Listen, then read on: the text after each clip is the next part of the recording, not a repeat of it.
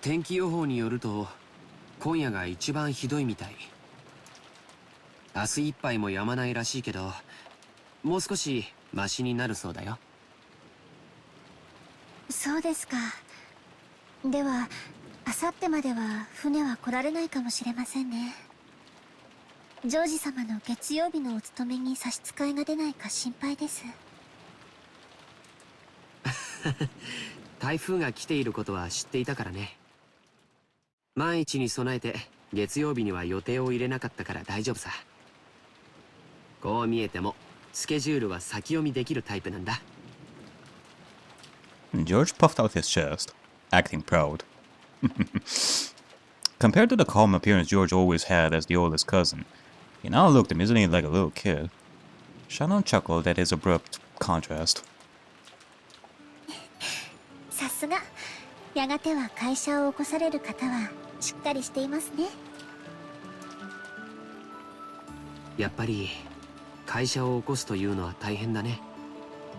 お金とかそういうのだけじゃないものがとても大事だって父さんのところで勉強していてわかるよ。会社を起こすということは城を持ち部下を率いるということ。うちの父さんは秀吉って名前だけあって戦国武将のエピソードがとても好きでね。会社経営の哲学をよくそこから語るんだ。知ってるかい？戦国最強の騎馬軍団と恐れられた武田信玄も最初は部下たちの結束がバラバラで統率力をまるで発揮できなかったんだそうだよ。そうなんですか？なんだか意外ですね。信玄は部下たちを結束させるため数々のリーダーシップを発揮してるんだよ。例えば戦場で武功を立てた部下に対しすぐその場で褒章を与えたり、普通こういうのは戦が終わってからまとめてやるものだからね。それを戦場の本陣の中にいながらまめにやり続け、部下の武功を素早く評価しやる気につなげたというのは非常に大きいことだよ。Well, that's nice. I guess that's what Hideyoshi is trying to do as well with his company and all that. That's nice. それから部下が病気で伏せった時には誰よりも早く駆けつけお見舞いをしたとかね。武田信玄は戦国最強の騎馬軍団を率いただけじゃない。戦国一の部下思いの人だったんだよ。そんな方だから部下の皆さんもついてきてくれたんですね。The truth was, Shannon had already heard this story several years ago. But whenever a discussion of this fodder led to this sort of topic, George would always glow and look like he was having a great time. So Shannon just smiled without interrupting, urging him to continue. 確かに資本主義の世界ではお金は力で石垣の高さでもある。でもね、戦も城も自分一人じゃ成り立たない。大勢の部下に支えられ、その力を借りて初めて成立するものなんだよ。それを理解してから父さんの背中を見ると自分がいかに未熟で父さんがどれほどの切磋琢磨をして今日を築き上げてきたかがよくわかるんだ。ジョージ様はお父様のことをとても尊敬されているんですね。羨ましいです。ごめん。別にそういう意味で言ったんじゃないんだよ。すみません。私も別にそういう意味で言ったつもりは。The two of them awkwardly looked at their feet. It's like watching a car crash in slow motion. Shannon had no parents. She had been brought up in an orphanage owned by Kinzo, called the Fukuin House. Under the guidance of Kinzo, their honorary director, The orphanage offered members who excelled a chance for on-the-job serving experience. If their efforts met with Kenzo's approval, they'd be able to leave the orphanage and work as servants for the Ushiromiya family. This was considered to be the highest honor for those who lived in the orphanage. Servants from the Fukuin house all took names with the character "on" in them while they served. Oh, I see. Shannon, Canon. So Shannon wasn't her real name. And the same went for Canon. All the members of the Fukuin house were orphans. At least, they were all people who had been separated from their parents under special circumstances. Because of this, the orphans had been taught to think of each other as their only family. And that's why it seemed so natural to both of them when Canon called Shannon his sister. And while both Shannon and Canon were working in the mansion today, there were several other servants possessing the character in their names, the un characters such as Manon and Lemon,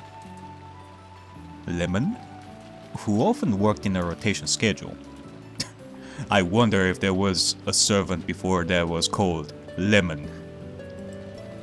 Not Lennon, but Lemon. However, there were not many servants who stayed with the Ushiromiya family for long. It was standard for them to quit after 3 years.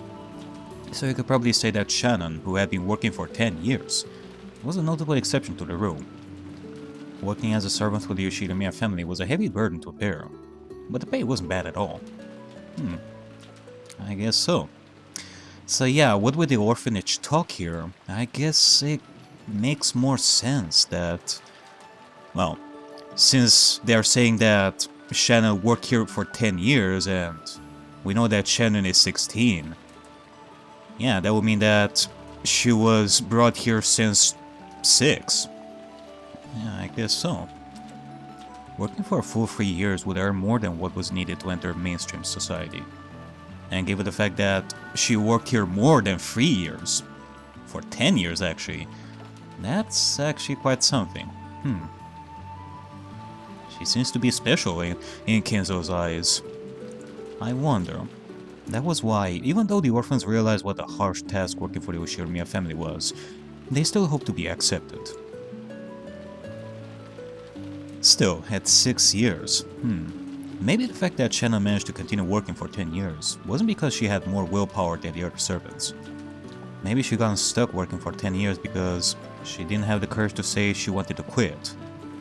Ah, okay, so I guess it's not an obligatory thing for a servant to quit after 3 years.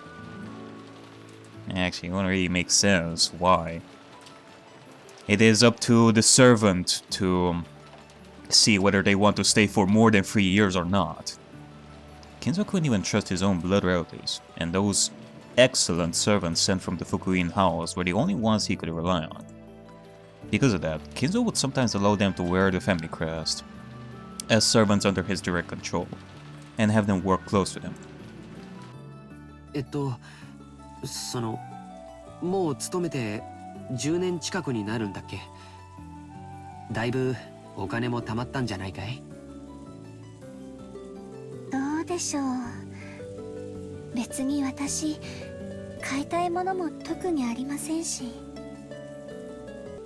ほんの何百万かあったって、それで残りの人生を過ごせるわけもありませんし。目標の額があってお勤めを続けてるわけじゃないのかい？そうですね。私はこのお屋敷以外に行くあてもありませんし、お嬢様とも他の使用人の子たちとも仲良くやれてますし、奥様には時折お叱りを受けますけど、バラの世話やお屋敷のお掃除も楽しいですし。でもそれはシャノンちゃんのサヨちゃんの人生じゃない。サヨ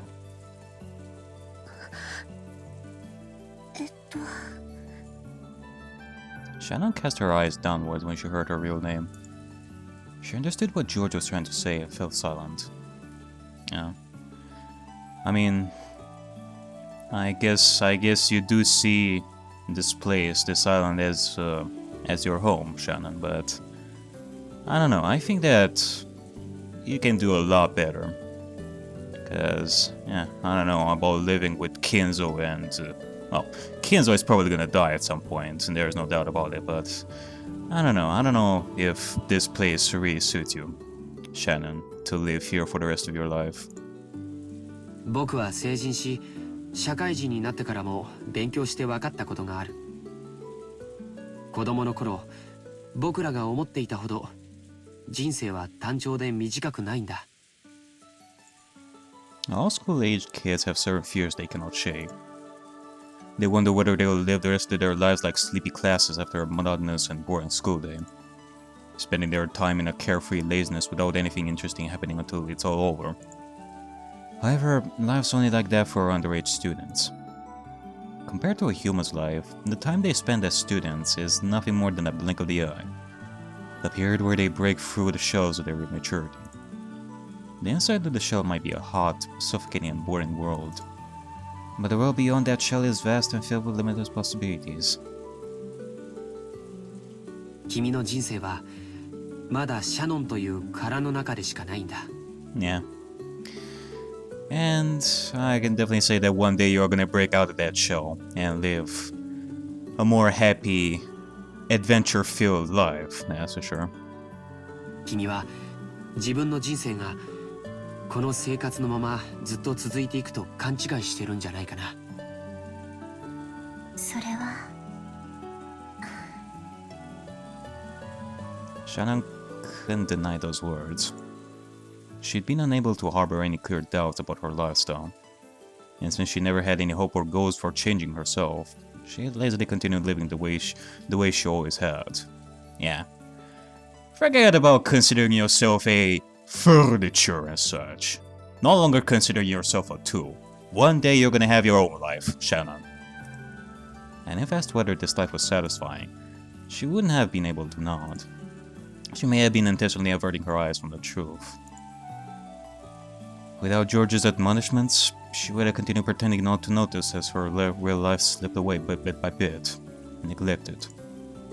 ジョージ様、私はこのままでいてはいけないのでしょうか。いけないよ。あ、それから今ルール違反が一つあったね。Yeah.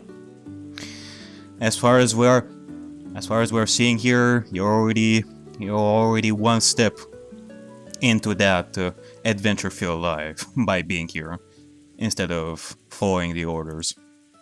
George immediately gazed at the strict answer, then broke out into a mischievous smile. Shannon already knew what she was being chided for, and she hung her head again, apparently embarrassed.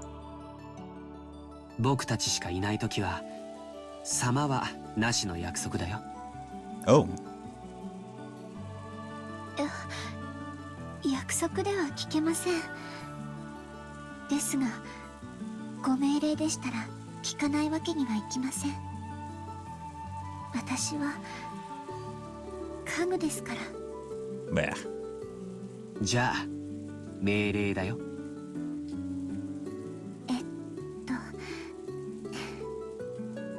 はい。かしこまりました、ジョージさん。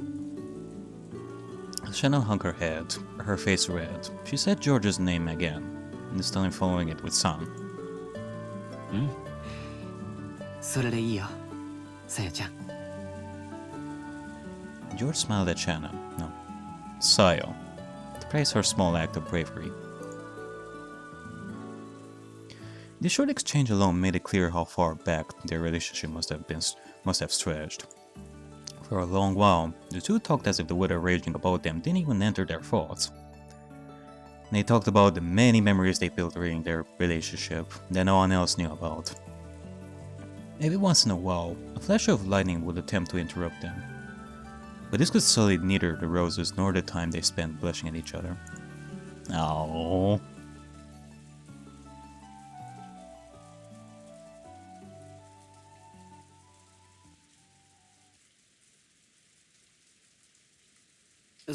そうだ。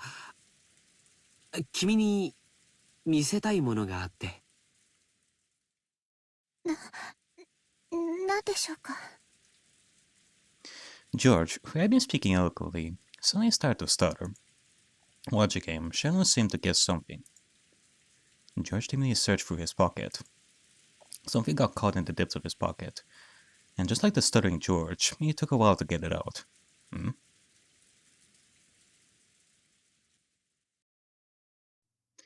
It was a very small box.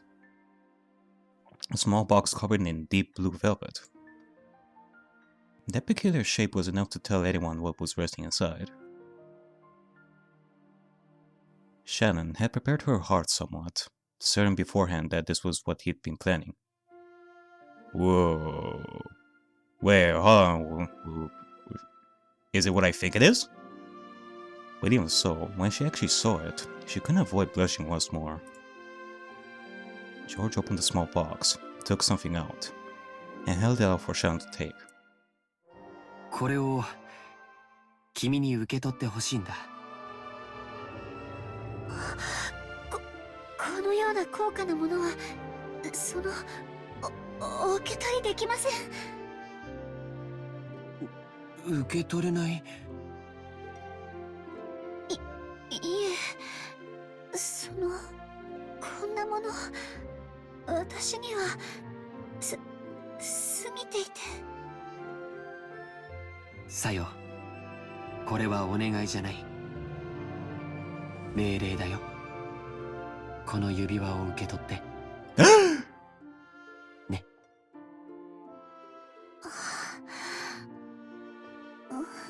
Oh my goodness! Is this?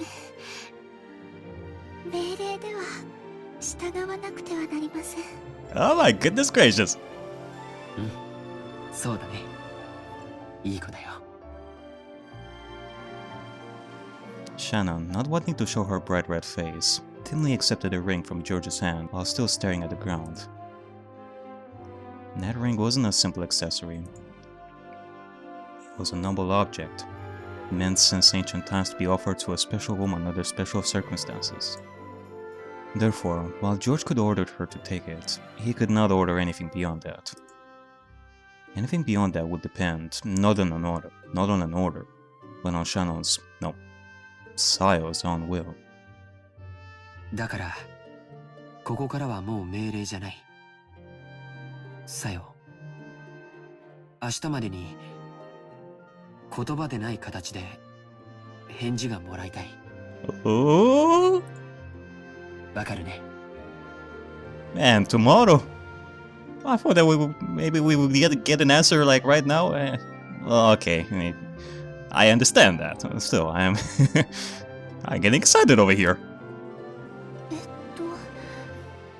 どうすれば。もうこれ以上は命令じゃないから、僕は君に命令はしない。でも、指輪は指にするものだからね。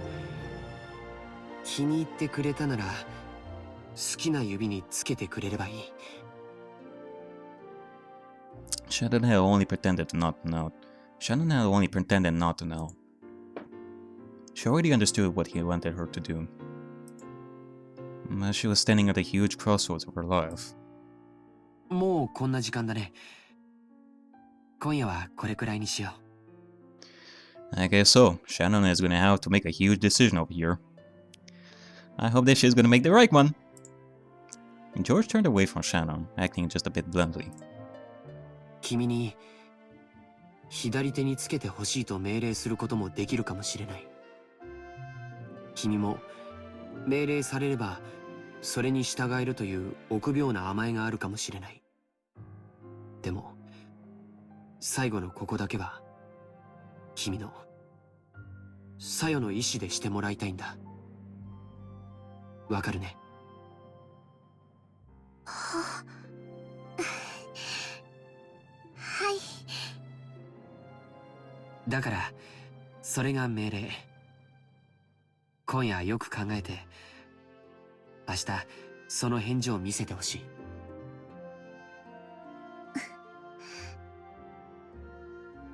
Shannon nodded back. Today was the culmination of their many days spent together. And this moment certainly hadn't come as a surprise to Shannon. そろそろゲストハウスに戻ろうか。これ以上遅いとみんなを心配させちゃうよ。すみません。私、お屋敷にいようを思い出しまして、お屋敷へ行かねばなりません。Yeah, you don't need to tell us twice. Just go. こんな時間に本当かな。Joe stared into Shannon's face as he laughed mischievously. He definitely saw through Shannon's lie. However, when he saw how she felt, he could sort of understand that she might be so embarrassed that she'd want to be alone. So, because George realized the meaning behind Shannon's lie, he accepted it.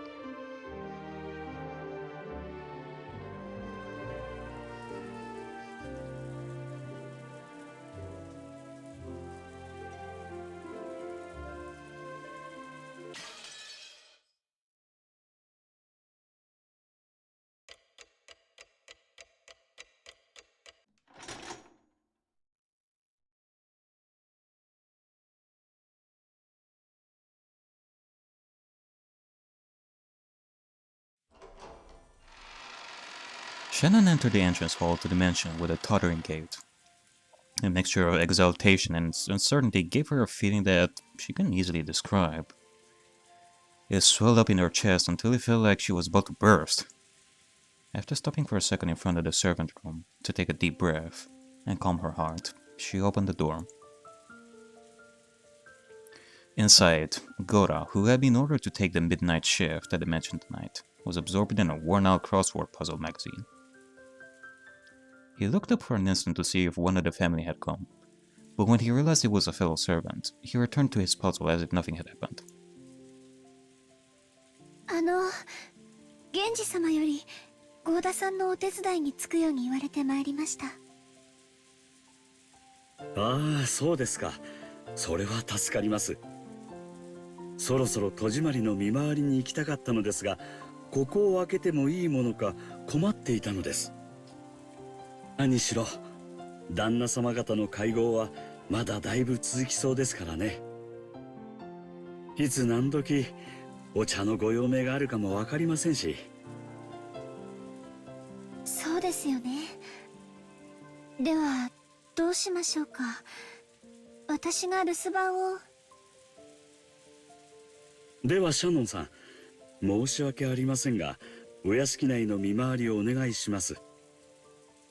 私はここで親族の皆さんのご用命の待機をしておりますので。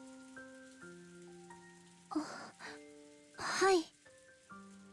Shannon was slightly disgusted. Even though she'd come here to help out as a favor, she was casually being forced to do the job of the person actually on duty. Blech. Furthermore, after one-sidedly forcing the task on her, Goda returned to his magazine once again and became immersed in his crossword puzzle. Boy, is he being lazy. Shannon bowed her head as a token sign of respect for her elder, then left the room to patrol the mansion.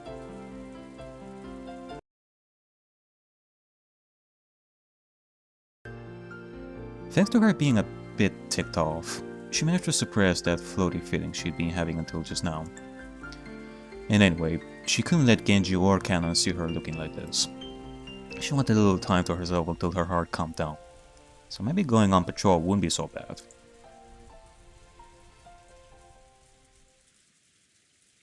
She began to hear the tumultuous voice of the family discussion coming from the dining hall.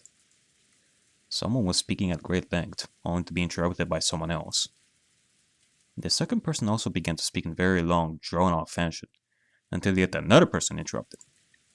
That kept on repeating. It was as though their displeasure was seeping out through their voices. She had been told to go to the guest house, so it would be bad if Carlos discovered her. Thinking this, Shannon dashed past the dining hall.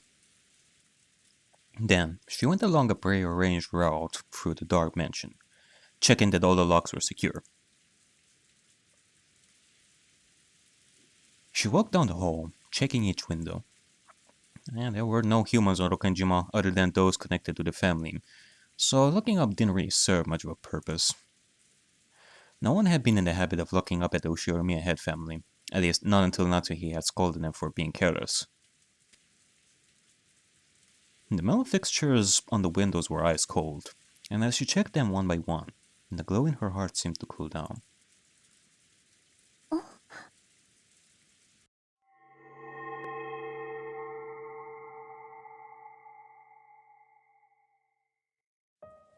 At that time, she thought she saw something twinkling across the hall.